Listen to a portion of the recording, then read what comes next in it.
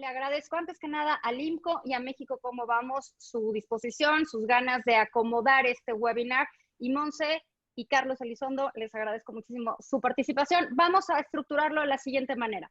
Yo voy a hacer una pequeñísima presentación de Montserrat Ramiro y de Carlos Elizondo, nuestros panelistas, y después empezaremos con una especie de posicionamiento, aunque esa palabra no me gusta, empezaremos con una especie de foto de dónde está el sector eléctrico en este momento, después dónde está el sector petrolero en este momento, y luego platicaremos del futuro, dónde queremos estar o dónde debemos estar, cuál es la visión de país que queremos tener. Vamos a ser muy puntuales, vamos a dejar alrededor de 20-25 minutos para preguntas y respuestas. Por favor, todos aquellos que tengan preguntas y respuestas, pónganlas en la sección de ahí abajo que dice preguntas y respuestas abajo en su pantalla a la derecha. Esas, las únicas preguntas y respuestas que vamos a tomar son las que estén ahí, así que les agradezco que todos las pongan claramente y claramente si van dirigidas a Montserrat o dirigidas a Carlos para que esto sea más fácil y más amigable. El seminario lo vamos a grabar para que después esto viva en redes y todos lo podamos consultar, porque estoy segura que aprenderemos muchísimo de ello. Antes que nada, antes de leer sus pequeñas semblanzas, les doy las gracias, Montserrat, gracias, Carlos, muchísimas gracias. Y bueno, pues vamos a empezar. Primero les presento a Montserrat. Montserrat Ramiro es licenciada en Economía por el ITAM y es maestra en Economía por la University College en Londres, donde también tuvo una especialidad en Economía Ambiental y en Recursos Naturales. Cuenta con diplomados en Finanzas y en Responsabilidad Social Corporativa por la Universidad de Harvard y desde 2018 es miembro del programa Eisenhower Fellowships. Montserrat fue nombrada comisionada en la Comisión Reguladora de Energía, la CRE, por el Senado en 2014 por un periodo de 5 años. Entre 2017 y 2019 presidió la Red de Reguladores Económicos, la NER, de la OECD. Fue directora de energía en el IMCO hace algunos años y hace otros tantos años estuvo en la Dirección Corporativa de Finanzas de Pemex y en la Subdirección de Finanzas en la filial PMI Comercio Internacional. Como ustedes ven, Montserrat tiene más de 20 años de experiencia en temas de energía y de medio ambiente y de recursos naturales. Monse, muchísimas gracias, bienvenida. Vamos con Carlos. El doctor Carlos Elizondo Mayer Serra tiene maestría y doctorado en Ciencia Política por la Universidad de Oxford en el Reino Unido. Entre 1991 y 1995 fue profesor e investigador en el CIDE. A partir del 95 fue director general de la misma institución, hasta su nombramiento como embajador de México ante la OECD en el 2004. En el 2007 regresó al CIDE como profesor e investigador. A partir del 2016 es investigador en la Escuela de Gobierno y Transformación Pública del TEC, del Tecnológico de Monterrey, en la Ciudad de México. Ha publicado diversos libros, el último es Los de Adelante Corren Mucho, que está muy leído y muy acomodado en mi librero, Desigualdad, Privilegios y Democracia. Tiene una columna semanal en Reforma, los domingos, lean la de Camas Libres de este fin de semana, que estuvo muy buena y muy dolorosa. Conduce el programa Primer Círculo todos los lunes en ADN 40, junto con Federico Reyes Heroles. En septiembre de 2014 fue nombrado consejero independiente de Pemex, cargo del que renunció en abril de 2019.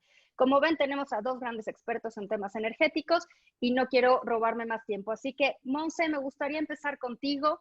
Platícanos dónde estamos. Vamos a dividirlo así para que sea muy fácil. Mercado eléctrico, mercado de hidrocarburos, o sector eléctrico, sector de hidrocarburos. Monse, ¿por qué no empezamos contigo? Y dado que tu área de expertise es la parte eléctrica, nos cuentas dónde está México en la parte del sector energético. Claro, para eso les voy a compartir mi pantalla para que puedan seguirme en algunas de las láminas que nos pueden servir para ejemplificar un poco de lo que les estoy hablando. Listo. Bueno, ¿cómo es un sistema eléctrico y cómo funciona en México? Al día de hoy, como pueden ver en la pantalla, México tiene este sistema eléctrico. Voy a hacer una aclaración. Yo no voy a hablar de reforma energética o no. Voy a simplemente referirme al marco regulatorio y jurídico actual en nuestro país. Y así es como funcionamos hoy, en términos de lo que la ley dice, la Constitución y la regulación. Entonces, en todos lados del mundo existe, el sistema eléctrico se divide en generación, transmisión y distribución y el suministro y comercialización a los usuarios. que en las palabras de, digamos, la jerga técnica se dicen cargas, ¿no? Entonces, la demanda es la parte que ustedes van a ver en su lado derecho de la pantalla y la generación, que es la producción, en el lado izquierdo de la pantalla y, digamos, el transporte y la distribución son la transmisión y la distribución eléctrica.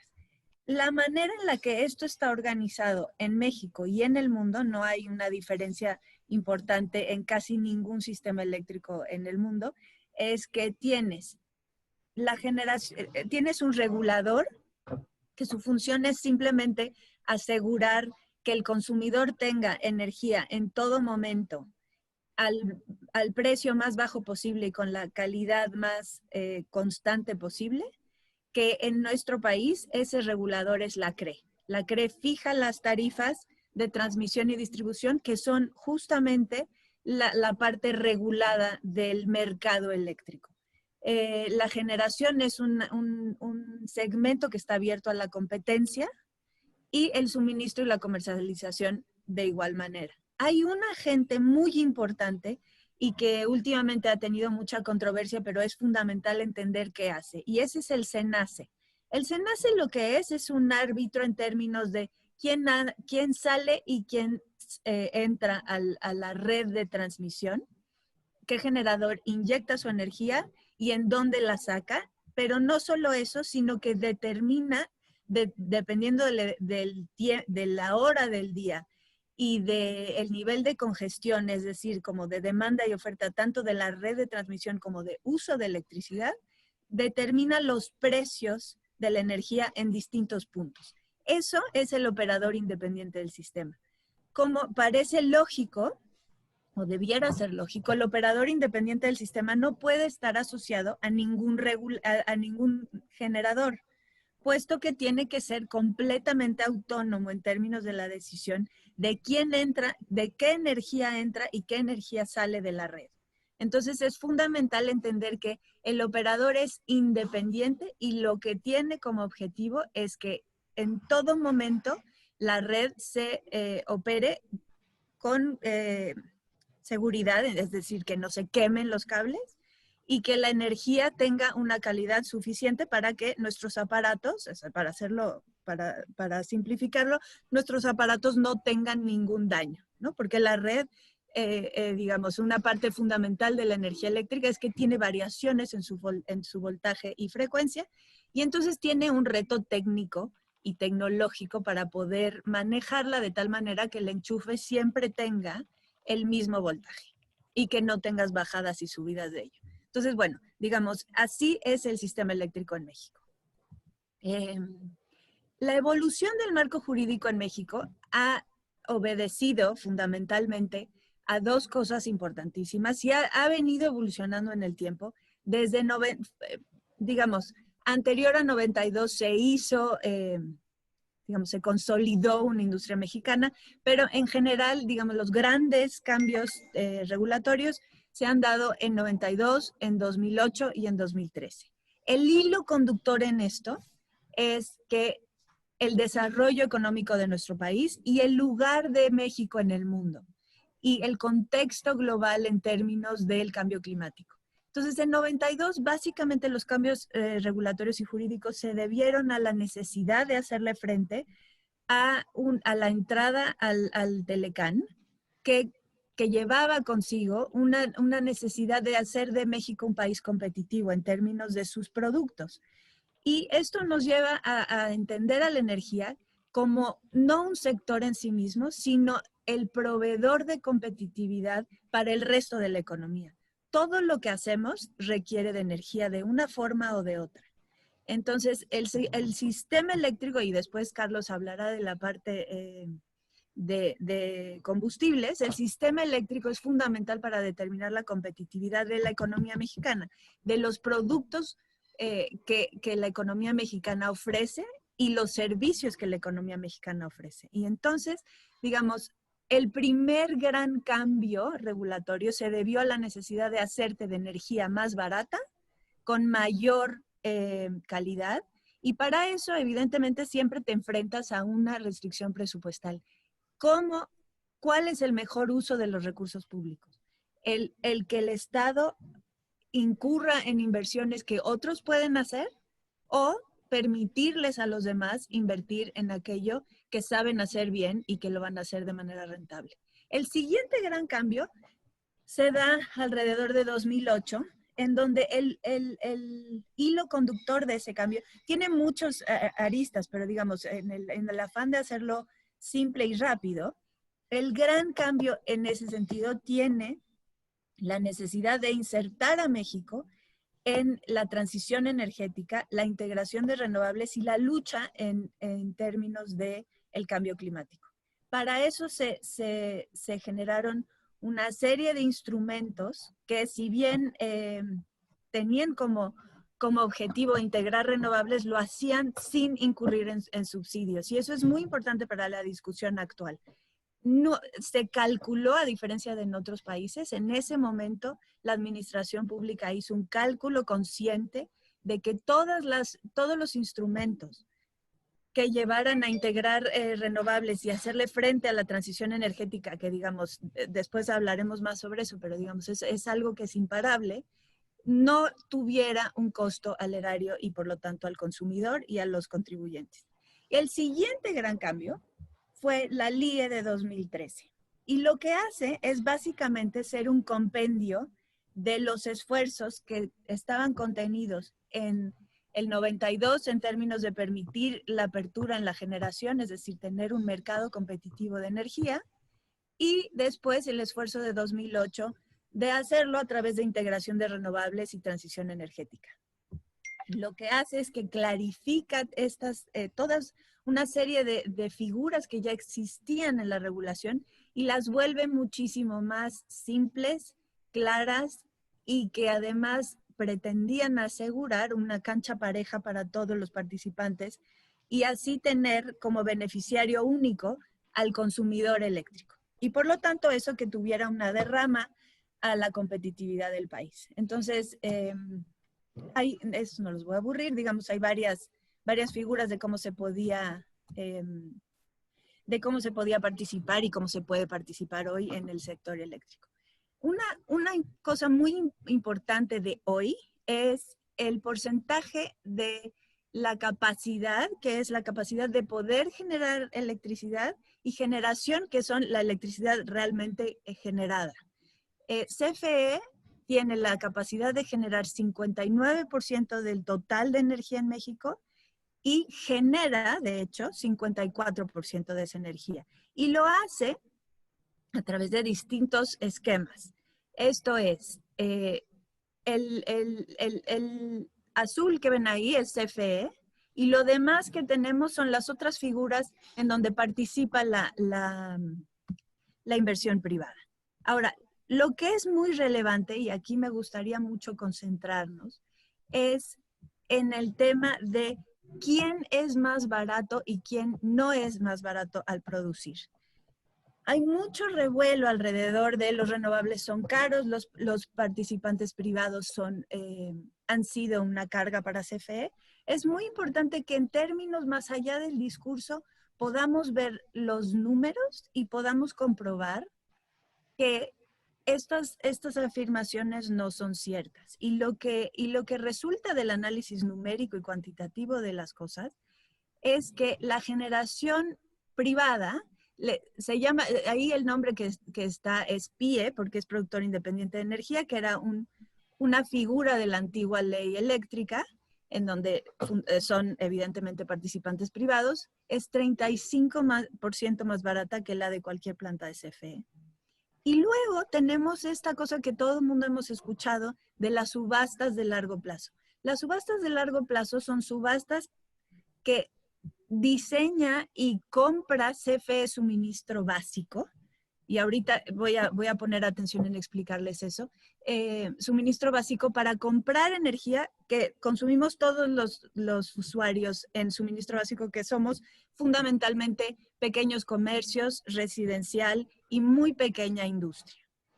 Entonces, esas subastas eléctricas que son absolutamente todos los proyectos son renovables, son de energía renovable, que compra CFE, son no solo más baratos que la generación de CFE, sino que es 30% menor que los combustibles que se utilizan en los ciclos combinados de CFE. Y eso significa, los ciclos combinados lo único que quiere decir son turbinas en donde calientas agua a través de gas natural, o sea, el combustible es gas natural, calientas agua, el vapor pasa por una turbina, esta turbina se mueve y genera electricidad. O sea, toda la sofisticación alrededor de ciclo combinado básicamente es hierves agua, haces vapor, pasa por una turbina, se genera electricidad. Entonces, digamos, esta lámina es importante simplemente para poner en su lugar cada uno de estos conceptos. Y en donde no tendría por qué haber una carga. Y aquí me dedico a hablarles sobre CFE. CFE hoy y siempre, digamos, CFE está a lo largo de toda la cadena de valor de la industria eléctrica. Es generador porque tiene plantas de generación. Es el único que transmite y distribuye en México porque tiene el monopolio natural de la transmisión y la distribución. Y además, es el que le suministra a los usuarios normales como ustedes y nosotros en suministro básico, se llama suministro básico. Aquí lo interesante es que CFE tiene dos cachuchas distintas y fundamentalmente tienen incentivos completamente opuestos. Su cachucha de generador tiene como objetivo poder colocar su energía al precio más alto posible, ¿cierto? En su cachucha de suministro básico, como es el que compra la energía y la vende a los usuarios, tiene el incentivo de comprar la energía más barata posible para podérsela vender a los usuarios y que estos paguen una tarifa lo más barata posible también. Entonces, si se dan cuenta, CFE dentro de sí mismo tiene una lucha de fuerzas interna que en el caso específico de la generación y del suministro son absolutamente opuestos. Entonces hay que, digamos, en el tema de analizar el sistema eléctrico mexicano y, por supuesto, CFE siendo un actor muy importante y para este gobierno importantísimo, es muy relevante poder decidir cuál de esas dos fuerzas es la más potente y cuál de esas dos fuerzas va a ser la que de alguna manera determine las finanzas de CFE y por lo tanto también las finanzas públicas del país. Porque sin duda nadie quiere que los consumidores paguen más por una energía que sea la misma y por supuesto tampoco nadie pretende o nadie debería querer que ésta se genere de una manera sucia o muy contaminante. Lo dejo aquí porque creo que ya me estoy pasando. Así es, Monse, qué bueno que te diste cuenta del tiempo, porque ahora es el turno de Carlos Elizondo. Gracias, Monse, por la parte eléctrica, que yo creo que la mayoría de nosotros o de los que estamos oyendo, seguramente habrá algunos expertos, pero la mayoría es nuestro contacto con el mundo eléctrico es cuando prendemos el switch, ¿no? Y cuando pagamos el recibo, o sea que es importante entenderlo. Carlos, ahora nuestro contacto con el mercado de hidrocarburos, que seguramente para la mayoría de los mortales es nada más cuando cargamos gasolina. Así que te agradecería muchísimo que nos des un poquito de luz de cómo funciona Pemex y cómo funciona este mercado. ¿Se ve bien mi pantalla? Gracias, Valeria. Vemos como dos slides. Tienes una grande y una chiquitina, donde se ven las dos diapositivas. Ahorita lo arreglamos. Ahí está, ¿no? Ahorita. Déjalo que piense y ahorita. Ahí está, ya, listo. Primero, Valeria, qué gusto, gracias por la invitación. Montserrat, qué gusto estar contigo también. Y a ustedes, gracias por acompañarnos. Las preguntas que hace Valeria son muy importantes. Voy a tratarlas de resumir en los 7 minutos de la siguiente forma. Lo primero, tratar de explicar por qué era indispensable la reforma energética. Yo sí voy a hablar de ella. Si además pagaron o no dinero para los legisladores, pues es un problema de otro tipo. No se ha aprobado ni mucho menos, pero no es algo que diga si la reforma estuvo bien o mal hecha. Esta se debe de poder defender en sus términos. Y la razón por la que había que hacer una reforma en materia de hidrocarburos es porque Pemex, es muy sencillo explicar cómo en el mercado se la reforma, Pemex hacía todo. Pemex era el único que podía extraer crudo, refinarlo, importarlo, distribuirlo, era la única marca que existía. Y esto no es algo que veamos en ningún otro país del mundo. es una decisión política que no tiene lógica económica, que implica un enorme riesgo para el suministro de un energético en manos de una sola empresa, tenía un costo para los consumidores y para el fisco muy alto, y sobre todo, y esa es mi primera lámina, pues el crudo se estaba acabando o se está acabando. Pemex fue grande en el pasado por esto que se llamaba Cantarell. Cantarell fue descubierto, bueno, pues en los 60 realmente, se empezó a desarrollar con Díaz Serrano, tuvo una trayectoria espectacular, es uno de los 3 o 4 yacimientos más grandes que ha tenido el planeta Tierra. Estas cosas no se dan pues, más que de vez en cuando, tuvimos la fortuna o la desgracia de tenerlo. Lo administramos bastante mal, como pueden ver, es una curva muy pronunciada que cae muy rápidamente, seguramente se sobreexplotó por razones políticas, porque el presidente Fox le habían prometido que iban a poder producir más de 2 millones de barriles en Cantarell y 3.2 o 4 en total para Pemex. La sobreexplotaron, luego vino esta caída brutal. Entonces, en una empresa que dependía de un yacimiento de este tamaño, había un problema. Teníamos la fortuna de tener otro bastante bueno, que se llama Kumalov-Sab, mucho mejor explotado, que pudo pues, compensar una parte importante de la caída, no toda, pero ya entró en fase de declinación.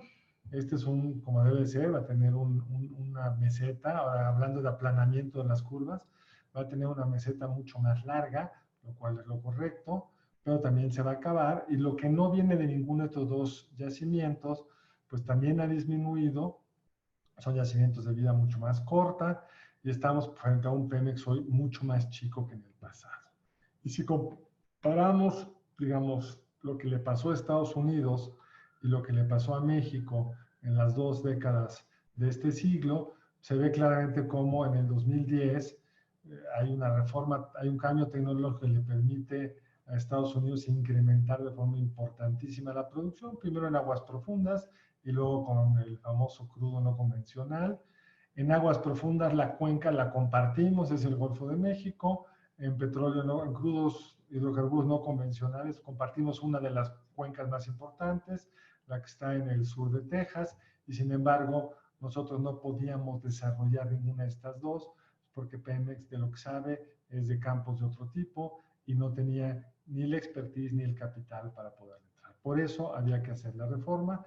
Esta era la trayectoria de la producción del crudo antes de la reforma. Aquí ustedes no podían saber dónde vino la reforma porque venía la caída bastante marcada.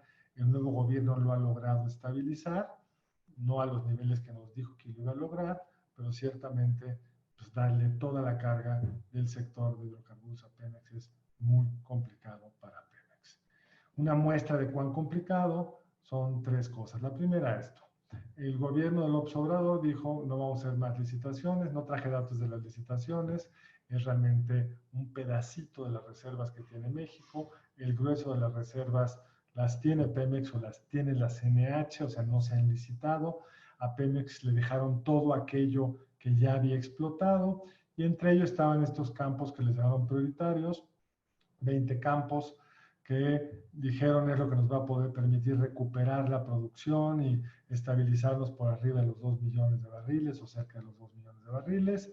Esta línea es lo que se esperaba produjeran los campos prioritarios en el 19, esto es lo que se esperaba que produjeran en el 20, y pues la trayectoria de la curva la por sí misma. Este es el reto, la razón por la cual había que hacer una reforma petrolera. Había que darle las reservas a quien las pudiera explotar mejor, y si todos los huevos se ponen en la canasta de Pemex, iba a ser muy difícil, como lo está experimentando ahora el gobierno, hacerlo. Como saben ustedes, la reforma tuvo un principio muy sencillo. Las reservas siguen siendo de los mexicanos. La única diferencia es que Hacienda ya no es la que decide cuánto puede desarrollar Pemex, y Pemex no es la que decide cómo lo va a desarrollar, sino ahora hay un organismo con autonomía técnica, aunque no constitucional, la Comisión Nacional de Hidrocarburos, que es la encargada de maximizar el valor para los mexicanos de nuestras reservas. Esa figura arranca con la reforma de Calderón y se sofistica con la reforma de Peña Nieto, la del 2013, y ese es un organismo que lo que hace es, pues pone al mejor postor las reservas que no ha desarrollado Pemex. Pemex pudo haber entrado a todas.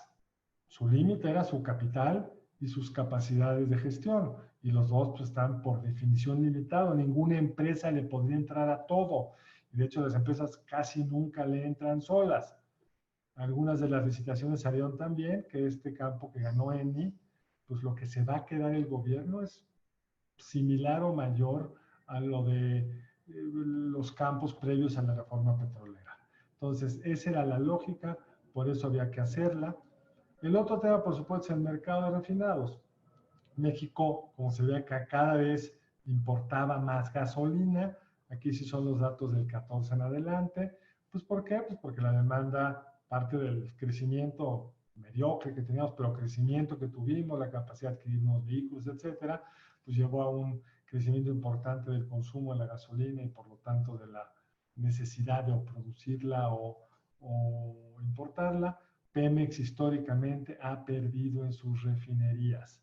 Cuando yo llegué al consejo, todavía se llamaba Pemex Refinación y había perdido, si recuerdo bien, los últimos 15 años, una cantidad considerable de dinero que en el año previo a la reforma rondaba los 100,000 millones de pesos, si no recuerdo mal, puede ser un poco menos. Entonces, para Pemex no hacía sentido producir más gasolina, tenía capital escaso, sus refinerías son viejas y obsoletas. Habría que abrir el mercado para que si alguien veía negocio en la refinación, que lo hiciera, y para tampoco depender de un sistema de distribución congestionado que incrementaba los costos y que sobre todo nos volvía muy vulnerables. Hoy el presidente quiere recuperar la soberanía energética, nos dice, pero lo importante no es la soberanía energética, lo importante es la seguridad energética.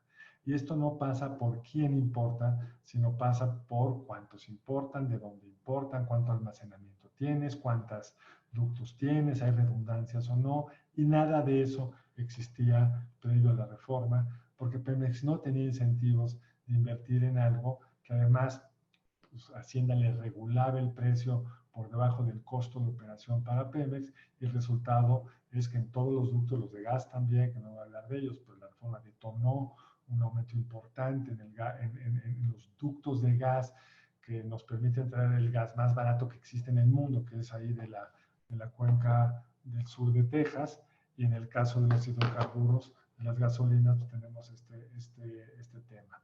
La proporción de gasolinas importadas ha bajado porque ha caído la demanda, no por otra razón. El mercado, que era absolutamente de Pemex, era el único que podía vender. Si lo vemos, se ha vuelto, digamos, Pemex siguió vendiendo cantidades no muy distintas, empezó a perder poco a poco market share, y por supuesto con la caída del consumo de las gasolinas, para Pemex fue mucho más doloroso que para los privados, que también, digamos, vieron reducirse un poco sus ventas, pero muchísimo menos que para el caso de Pemex. Hoy es un mercado en principio abierto, pero por supuesto los reguladores, que tendrían que tener una autonomía real frente a la empresa petrolera y tomar las decisiones con base en una lógica que estimule la competencia, que premie al más eficiente, no es algo que lo vea con buenos ojos este gobierno. Para el gobierno, que haya una regulación asimétrica, es decir, que a Pemex se le regule de una forma distinta por ser el dominante, se le obliga a compartir, por ejemplo, con ciertas reglas, el espacio disponible en almacenaje de gasolinas, etcétera. Para el gobierno es una forma de subsidiar a los privados, y se ha ido, digamos, sin cambiar la ley, complicando la competencia, pero una serie de autorizaciones que ya venían desde antes pues, han permitido diversificar las fuentes de importación de gasolina y tener pues, alternativa de marcas en el caso de la gasolina. Ahora, no olvidemos que la ley de Pemex obliga a la administración de Pemex a tomar decisiones con base, es un gran cambio de la reforma, es con base en cuánto recursos les deja a Pemex. O sea, cómo maximizamos como empresa el valor de nuestras acciones, cómo generamos más dinero. Este es el famoso EBITDA. Valeria les prometió que no seríamos palabras domingueras. Lo único que dice esto es cuánto efectivo se genera antes de pagar impuestos, o sea, aquí no importa cuánto le quita el gobierno, antes de la depreciación y antes del pago de intereses. Entonces, esto es el efectivo que genera Pemex.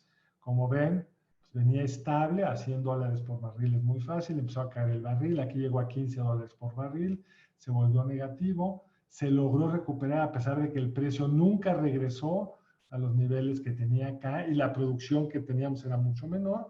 ¿Por qué? Pues porque se empezó a implementar la reforma petrolera con esa lógica, no la lógica que ha dominado en Pemex siempre, que es producir, producir y producir, sin importar mucho cuánto cuesta, y ahora pues podemos ver que la EBITDA ha estado cayendo.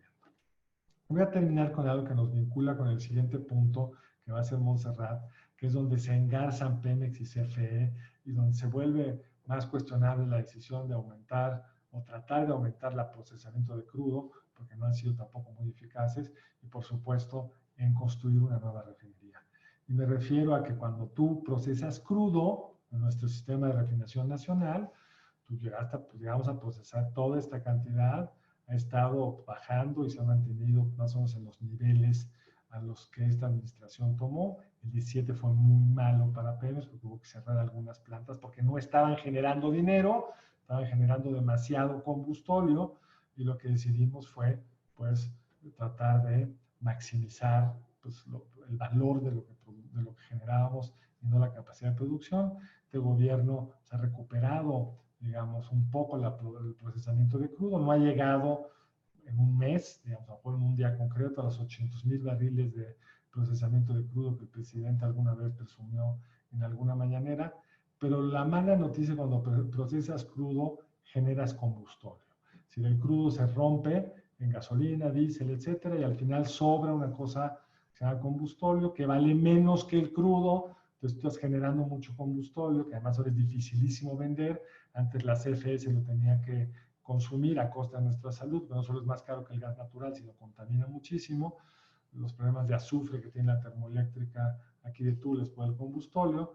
Esta métrica muy sencilla nos permite darnos cuenta de que antes, pues, por cada barril de combustóleo que procesábamos, pues procesábamos 5 barriles de crudo para generar un barril de combustóleo. En junio procesamos 3 barriles de crudo para generar un barril de combustóleo, es decir, cada vez somos más ineficientes. Es un mínimo que habíamos logrado en junio del 18, cuando se decidió, fue por una serie de razones de mantenimiento. Como ven, es una curva muy móvil porque depende de cada planta que se va descomponiendo. Y con esto termino, Monse, para que lo puedas vincular con tu siguiente tema. Gracias, gracias, Carlos. Bueno, pues ya tenemos una foto bastante más clara, o por lo menos desde donde iniciamos, de dónde estamos en el mercado eléctrico y dónde estamos en el de hidrocarburos y dónde se unen, porque ese era un poco un misterio, ¿no? O sea, de repente pensamos en el mercado energético como completamente separados, pero por lo que nos cuenta Carlos, pues todo parece indicar que se unen en esta parte de combustóleo. Monse, yo quisiera que me dieras relativamente breve para que demos tiempo de preguntas y respuestas, o por lo menos de una pregunta y una respuesta, de cómo ves el futuro en el mercado eléctrico, hacia dónde tenemos que ir, casi que dónde quisiéramos estar si seguimos las mejores prácticas. A ver, y creo que la manera de empezar a contestar eso es hablar de... Te oyes mal, no, acércate un poquito más. ¿Ahí me oyen? Ahí te oímos mejor, okay, sí. Perdón. Bueno, una manera de contestar esta inquietud es hablando justamente de esta conexión que hay entre Pemex y CFE, que no quiere decir que sea una conexión entre el sector eléctrico y el sector de hidrocarburos, sino que en nuestro país y en los sistemas eléctricos de antes, una manera de generar electricidad era a través de quemar combustóleo. Y ahí es donde, digamos, hay un círculo virtuoso entre tecnología y transición energética y eficiencia en el tema de cómo producir esta energía y cómo es cada vez más barata. El combustóleo hoy día ya no se puede quemar ni siquiera en vehículos costa afuera, porque está prohibido. Porque, o sea, suena que es un horror el combustóleo, por lo que estás comentando. El combustóleo es un horror en términos específicamente por su contenido de azufre. El contenido de azufre de nuestro combustóleo es de 500 partes por millón o más, y por lo tanto no tiene un mercado. Entonces, el el problema con esto es que en realidad hacen, digamos, entre más refinas y entre menos eficiente eres al refinar, tienes más combustóleo que hoy además no tiene una salida. ¿Y dónde lo pones? ¿Qué haces con él?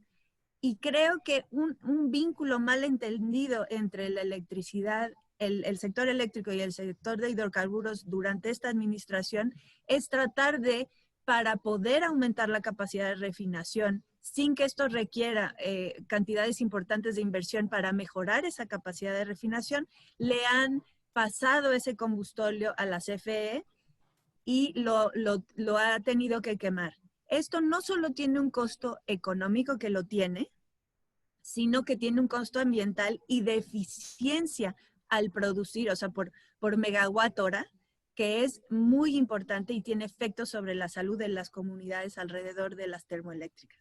Entonces, ahí es donde se unen en esta administración, porque hoy día en el mundo, y ahí es donde sigo hacia adelante, hacia donde queremos estar en México, y es el camino de la transición energética, que no nada más es en términos ambientales, sino que la tecnología nos ha llevado a un punto en donde generar a través de renovables es más barato que generar a través de termoeléctricas, como las termoeléctricas que utilizan combustóleo. Y en algunos casos ya son competitivas o más competitivas que los ciclos combinados, que son, digamos, todas las turbinas eléctricas térmicas funcionan igual. Calientas agua con gas o con combustóleo o con carbón o con energía nuclear, la pasas por una turbina y después generas electricidad. Entonces, hoy día, los ciclos combinados hasta hace 10 años o hasta hace menos eran la tecnología más eficiente con el menor costo, porque el gas natural, sobre todo en nuestra región de América del Norte,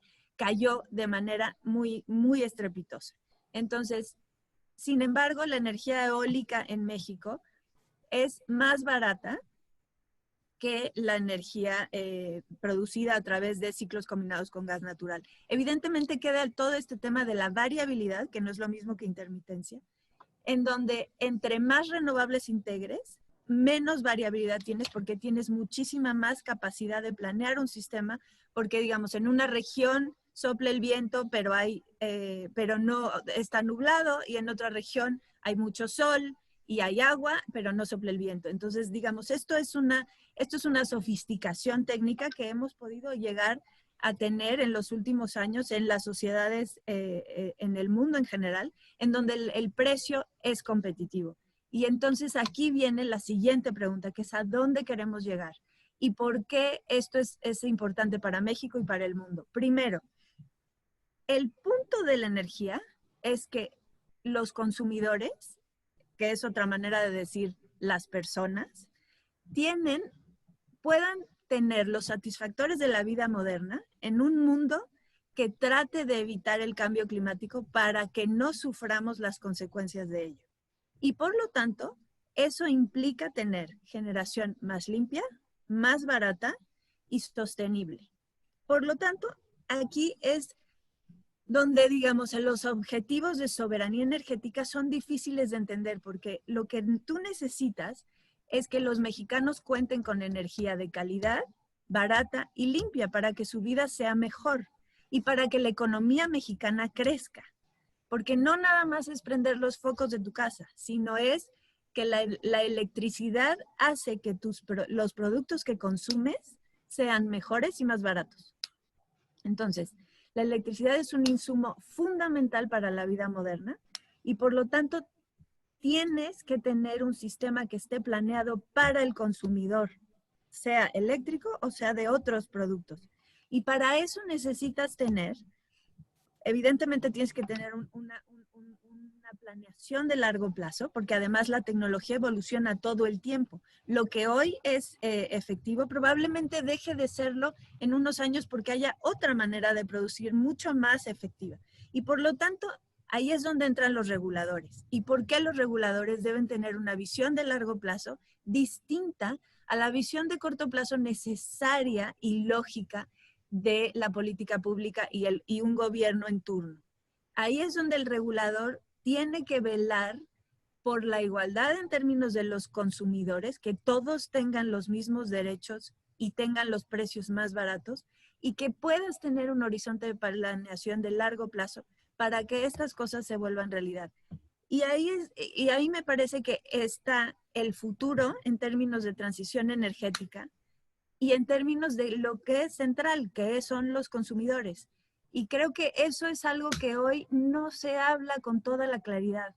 Tenemos muchos elementos dando vueltas, pero no los consideramos, el discurso no es claro en términos de quién es el beneficiario, por qué y cuál es el mejor uso de los recursos públicos. Y ahí creo que el papel de los reguladores, el largo plazo, la transición energética y los consumidores, todos apuntan a que la mejor respuesta es que la generación no la tenga que hacer una sola empresa. Muchas gracias, Monse. Carlos, yo siempre, desde que era chiquita, hace algunos ayeres, oía que el petróleo pues era un recurso no renovable y que se iba a acabar y que se iba a acabar y que se iba a acabar. A mí me llama mucho la atención el discurso de regresar al petróleo si nos enseñaron siempre que esto iba a durar solo unos años más. ¿Hacia dónde debemos ver? ¿Cuál es el camino de este mercado, de este sector hacia adelante? Sí, Valeria. Ciertamente en los 70, yo soy más grande que tú, el Club de Roma estaba en toda esta idea de que se iban a terminar los recursos naturales y el petróleo iba a ser uno de los primeros que se iban a terminar. La noticia hoy, Valeria, es que en el mundo vamos a dejar petróleo enterrado. Eso, lo que habría en todo caso es prisa de sacarlo, porque enterrado no vale absolutamente nada. Y lo más curioso de este gobierno es que ha tomado la decisión de regresar al petróleo, hacer una apuesta gigantesca en materia de inversión pública en petróleo y en refinación, de hacerlo ellos, o sea, no que lo haga un tercero, sino gastar el capital del Estado mexicano, correr el riesgo al Estado mexicano para en vez de sacar 300,000 barriles como esperaban, andar en 40,000, como lo mostré en la gráfica. A la par que dicen, no vamos a desarrollar, dice Pemex, aguas profundas. Entonces esas ya se quedaron en el subsuelo porque ni las quieres desarrollar ni las quieres licitar. Y Andrés Manuel López Obrador ha dicho el presidente que no vamos a hacer crudos hidrocarburos no convencionales. Entonces, el grueso de las reservas que el país tiene, una proporción importante de las reservas potenciales que tiene el país, ya no las vamos a desarrollar. Pero aún con el crudo convencional que no está en aguas profundas, si todo lo va a hacer Pemex, no lo va a poder hacer porque no hay capital ni capacidad de gestión suficiente para hacerlo. Pero la peor noticia, yo creo, Vale, es que si aún hoy el gobierno decidiera empezar las subastas nuevamente, esas que suspendió al inicio de su administración, lo más probable es que ya no hubiera interés en ellas. Las compañías petroleras, siguiendo lo que dice Montserrat, están ellas mismas evaluando cómo se enganchan con las energías renovables, que son el futuro, y cómo van administrando su cartera de hidrocarburos y de refinación de la mejor forma posible. Entonces puede ganar dinero, pero no está ahí el futuro. El futuro, por supuesto, está en los renovables.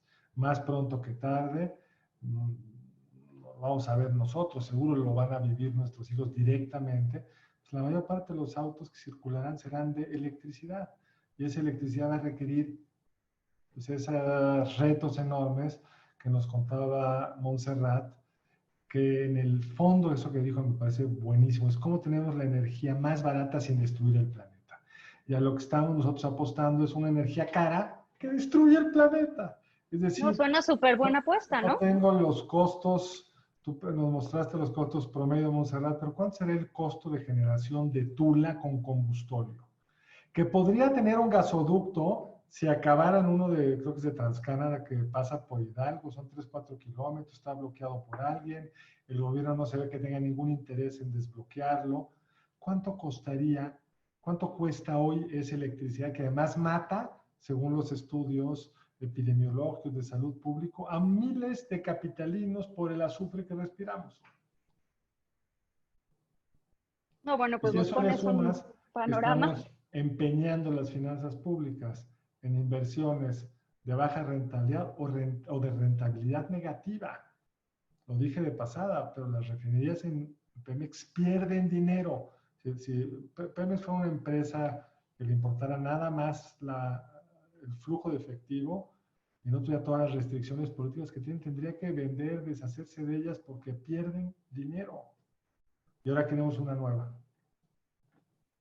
Bueno, muchas gracias, Carlos. Nos dejas muy emocionados y muy ilusionados con las perspectivas que vienen. Carlos, una de las primeras preguntas la quiero hacer para ti. Nos preguntan, espérame. Carlos Herrera, en el TEMEC hay un capítulo, no sé si es el 8, si mal no recuerdo, donde habla, es un capítulo que a mí me pareció extraño cuando leí el texto del TEMEC hace unos meses por lo menos, donde decía o donde dice que la soberanía de México en el tema de hidrocarburos se mantiene. Uno, no sé bien en términos prácticos eso qué quiere decir. Y siguiente pregunta, en esa misma línea, ¿hay algo que pueda hacer el TEMEC en temas para ayudar a la competitividad y a la competencia en el sector energético en México? Afortunadamente esta pregunta se la pregunté hace poco a alguien que sí sabe, entonces realmente voy a transmitir lo que él me dijo y esta primera parte yo la conocía. Cuando le presentan al presidente López Obrador el texto del TEMEC, se enfurece pues porque está ahí la reforma energética, casi verbatim. Es un sector que se había abierto, se reconoce en el propio TEMEC, pues, que regula qué puede hacer y qué no puede hacer cada estado. Y entonces la solución que tuvieron fue poner algo así como lo que tú dices, y luego decir que en el TEMEC se respetarán todas aquellas condiciones que se han aceptado en otros tratados.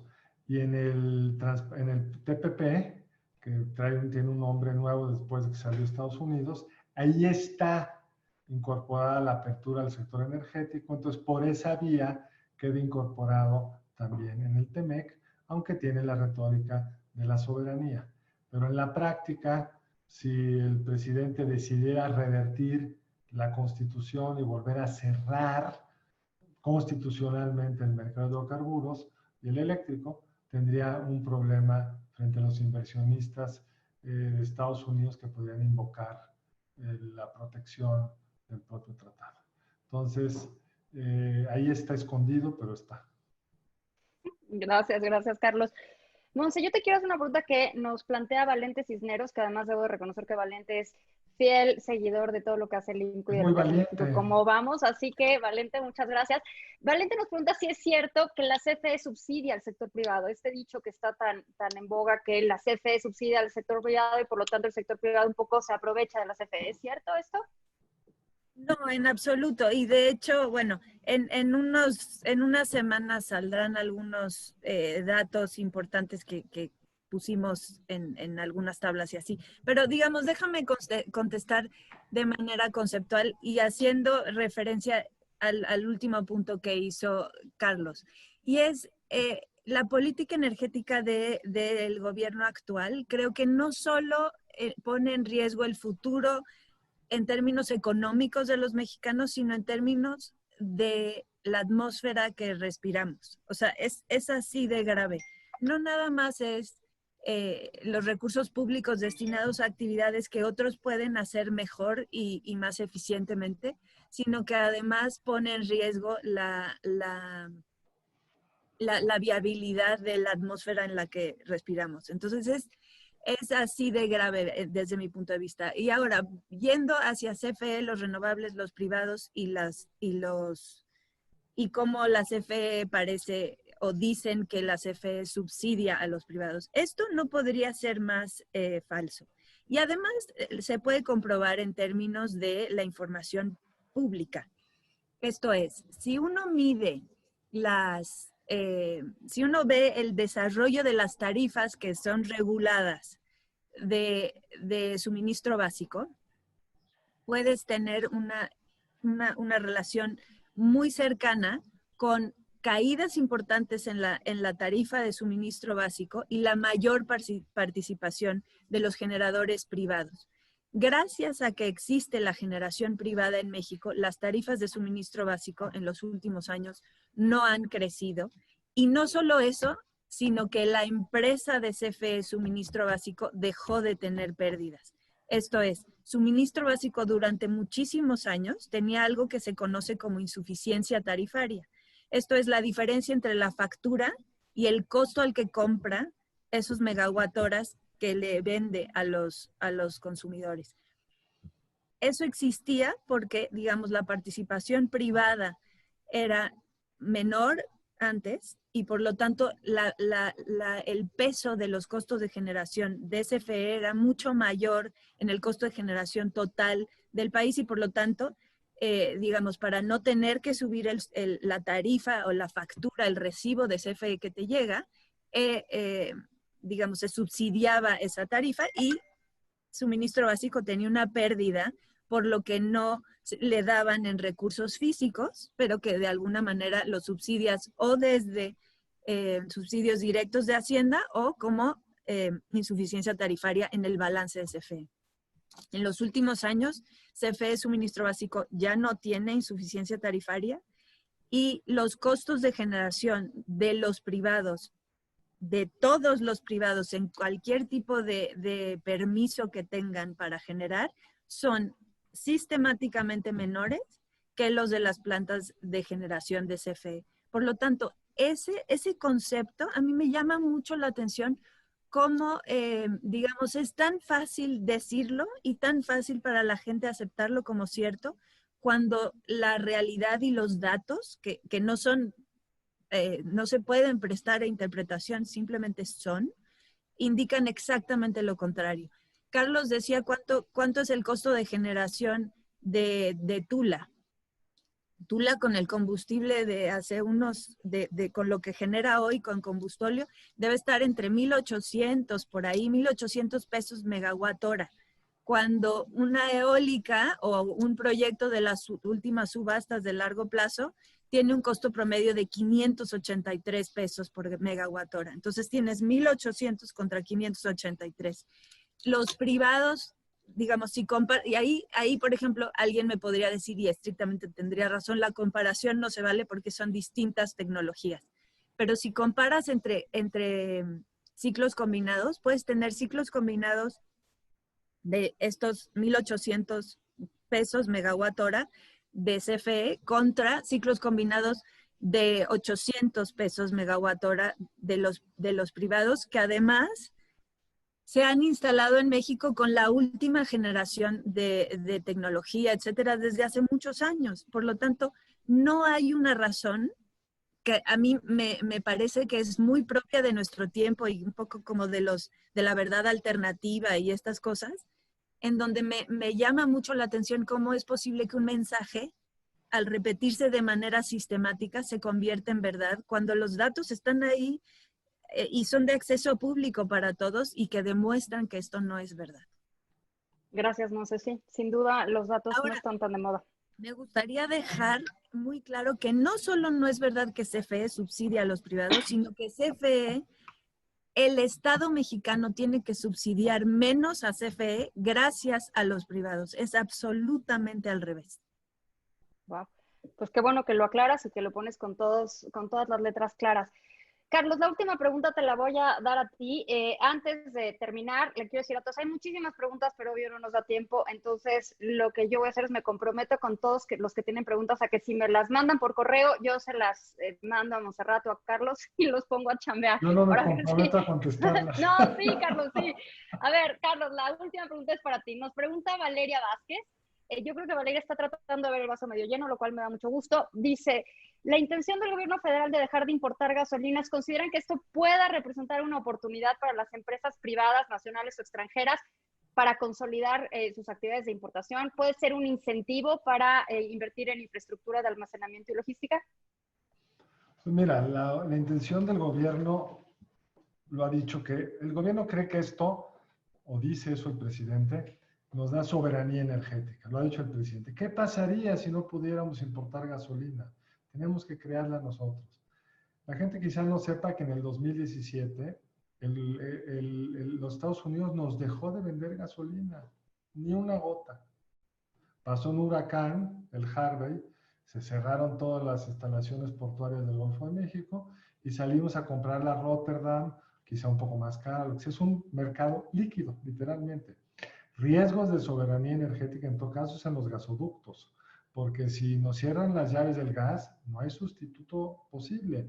Lo único sería extraer nosotros el gas, pero como ese mercado no lo hemos querido desarrollar, porque no creemos en el crudo no convencional, pues entonces ahí está el gas en el subsuelo y lo tenemos que importar por estos ductos. Ahora bien, a la pregunta concreta de tu tocaya, la verdad es que pues, evidentemente si se deja de importar, pues habrá algunos ganadores, los proveedores de insumos a Tula o lo que sea, o a Dos Bocas, etcétera.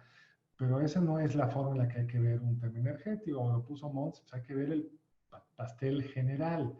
Uno, ¿cuál es la matriz más barata energética y más limpia posible? No va a ser usar gasolina hecha con en Dos Bocas, de un crudo pesado que requiere romperlo de una forma carísima. Cuando en Estados Unidos hay procesadores ya hechos para ese crudo pesado, que entonces ya amortizaron todo el costo de armar esta infraestructura, que les costaría usar el crudo ligero. Lo paradójico de Dos Bocas es que alguna lógica hubiera tenido hacerla de crudo para crudo ligero, que es lo que hoy sobra en el mercado, no el crudo pesado. Entonces, pues habrá ganadores, siempre los hay, pero la política pública tiene que estar partir del principio de cómo, en el caso de la política energética, minimizo el costo, lo hago lo más limpio posible, genero los menos riesgos posibles, un sistema descentralizado siempre te da más flexibilidad, y la reforma energética plantea a hidrocarburos mecanismos para asegurar, por ley, cada vez mayor almacenaje posible. Cada uno de los importados tenía que garantizar un X días de suministro de gasolina o diésel. Eso lo han ido quitando, incluso están destruyendo las inversiones de almacenaje futuro. Entonces, la verdad, no puedo ver el vaso más que bastante vacío. Bueno, pues ya se nos acaba el tiempo para acabar justo en la hora acordada. Nada más agradezco, gracias al equipo del IMCO, Romina, Paola, Hugo, al equipo de México Como Vamos, Ana, Andrea, Paulina, gracias por ayudarnos a armar esto. A todos los que nos acompañaron, las preguntas yo me comprometo a mandárselas, Monse sí se va a comprometer a contestarlas, aunque Carlos ya nos dijo que no. Pero bueno, gracias a todos y sobre todo, muchas gracias, Monse, muchísimas gracias, Carlos. Gracias por participar. ¿Y quién diría que hablar una hora de petróleo y de energía eléctrica se pasaba tan rápido? Muchísimas gracias.